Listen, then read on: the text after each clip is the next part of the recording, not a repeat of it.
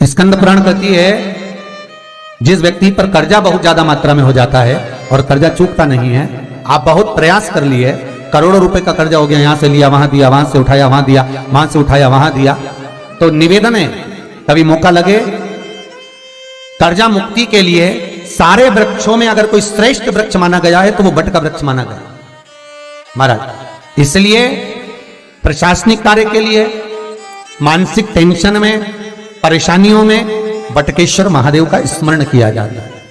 और यदि निवेदन करूंगा बहुत ज्यादा, यदि आपको कर्जा हो गया, बहुत ज्यादा कर्जा हो गया और वो कर्जा चूक ही नहीं रहा, तो थोड़े दिन बड़ के पेड़ के नीचे आप बटकेश्वर महादेव के लिए 1 लोटा पानी, उसमें थोड़ा सा पिसा हुआ चावल पीस के गला लेना चावल को और पीस लेना, पीस के उस पानी में मिला लेना और मिलाकर उसमें थोड़ी सी हल्दी पिसी हुई डालकर बटकेश्वर महादेव के नाम से बड़ के पेड़ के नीचे अपनी कामना कर कर जो कर्जा हुआ है उस कर्जे का भान देते हुए, स्मरण देते हुए छोड़ दीजिए महाराज। 2 या 3 सोमवार एक ही जगह पर करना, 3 सोमवार बाद वहीं से बड़ के पेड़ की थोड़ी सी जड़ उठा लाना और उस जड़ को एक कोई धागे में बांधकर या तो अपनी गले में डाल लो या अपनी जेब में पटक लो, उसको थोड़े दिन पटक कर रखना, लगभग 2 से 3 महीना पटक कर रखो। वो जड़ जैसे बड़ का पेड़ विस्तार होता है, पानी गिरे ना गिरे, जल वृष्टि हो ना हो, गर्मी पड़े ना पड़े, उसको कोई फर्क नहीं पड़ता, बड़ का वृक्ष आप रूप फैलता जाता है, उसकी जड़ें अपने आप प्रबल होती है। उसी तरह ये बटकेश्वर महादेव कहीं से भी अगर जड़ आपके पास में रखी है 1 महीना, 2 महीना, 3 महीना तक, तो ये जड़ अपने आप लक्ष्मी को पकड़कर खींच कर लाती है और कर्जे से मुक्त कर दे। बटकेश्वर महादेव का स्मरण सुख का देना होगा महाराज। ऐसा कोई कार्य नहीं जिसमें पशुपति व्रत लाख ना करे, बस दिल से अगर आपने पशुपति व्रत करा है, बाबा विश्वनाथ के 5 पशुपति व्रत होते हैं, किसी भी सोमवार से चालू कर सकते हैं। बस करना क्या है, सुबह पूजन की थाली लगाकर लेकर जाना है, शंकर भगवान के शिवलिंग की पूजन करना है, मंदिर में अभिषेक पूजन करो, वो थाली वापिस लेकर आ जाओ, घर में रख दो।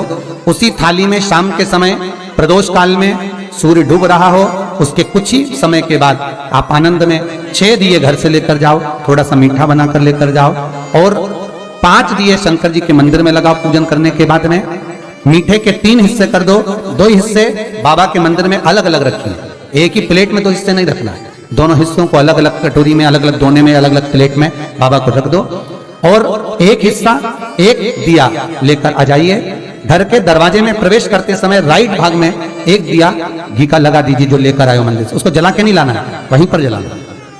दरवाजे के पास आराम से बैठो, दिया जलाओ और प्रसाद लेकर अपनी कामना कर कर घर के अंदर सीधा पांव रखकर अंदर चले जाओ।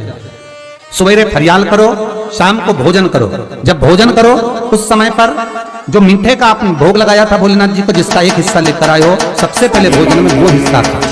प्रसाद का जो हिस्सा लेकर आए हो उसमें से किसी को वो हिस्से में से प्रसाद नहीं देना, चाहे घर में बच्चे हों चाहे बड़े हों। आपको ज्यादा प्रसाद ले जाना तो अलग से ले जाओ, पर उस हिस्से में से किसी को प्रसाद ना दे। और वो प्रसाद पहले पाकर फिर आप भोजन प्रसाद ग्रहण करें। पर इसका नियम ये है, वो कष्ट प्रदान करने लगता है। हमेशा याद रखो, प्रसाद जैसे ही आए उसका सही समय पर उसको पाओ। रखे हुए प्रसाद पड़ा हुआ है, फ्रिज में रखा हुआ है, बेटा खाएगा, बहू खाएगा, ये खाएगा, वो खाएगा, फिर धीरे धीरे वो बददुआ देना प्रारंभ कर देता है, जिससे घर में बड़ी बीमारी फैलने लगती है, बड़ा रोग आने लगता है। तो लोग सोचते हैं हमारे घर में ना तो हम कोई नशा करते हैं, ना हम कोई चीज खाते हैं, ना हम बाजार का खाते हैं, फिर रोग कहां से आता, फिर बीमारी कहां से आती? अर्थात वो बददुआ देता है। उसका प्रयोग करो, समय पर करो, समय पर पाओ। कई लोग कहते हैं महाराज जी हमारे ये बीमारी कहां से आ गई, जरा पत्रिका में तो कोई बीमारी नहीं लिख रही, हमने तो सबसे पूछा ये बीमारी का योग ही नहीं है, फिर बीमारी कहां से आई? ना तो हम कोई व्यसन करते हैं, ना कोई मद्यपान करते हैं, ना कोई मांसाहार, फिर ये बीमारी कहां? उसका कारण है कि तुम उस प्रसाद का लाकर महीनों तक पड़ा हुआ है, इंतजार कर रहे हो, खाएंगे, आखिरी में फिर वो काम वाली को दे दिया। काम वाली इतनी चतुर आज के जमाने की, बासी माल खाएंगे, पटक देंगे, कौन का पड़ा वो बददुआ।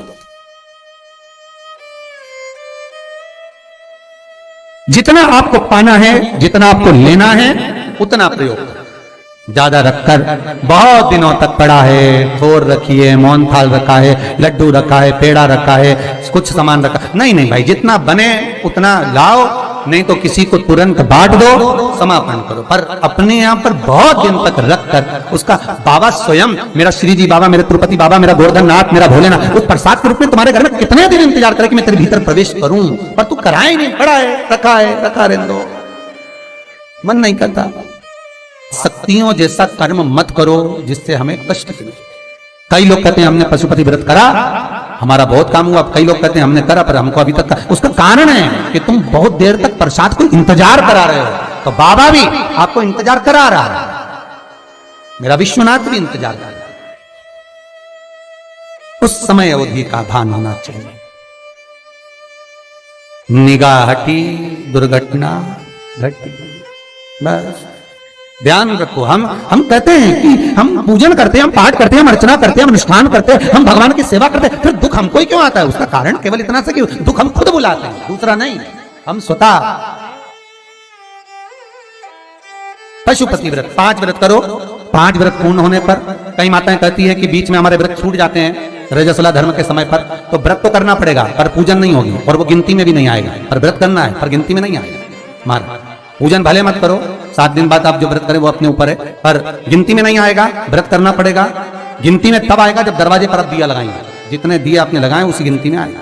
और महाराज 5 व्रत जब पूर्ण हो जाएं, 5वां व्रत रहे, तब एक नरियल श्रीफल, उस पर एक मोली नाड़ा लच्छा लपेट कर उस पर 11 रुपए रखकर, कोई आपको किसी को ना भोजन कराना है ना भंडारा करना है, केवल मोली लच्छा लपेट कर 11 रुपए रखकर बाबा विश्वनाथ के सम्मुख में शंकर जी की वो जलाधारी जो गोल है माता जगत जननी का हस्तकमल, उसी पर रख देना है। विनती कर देना, बाबा मेरी ये कामना से मैंने ये व्रत किया।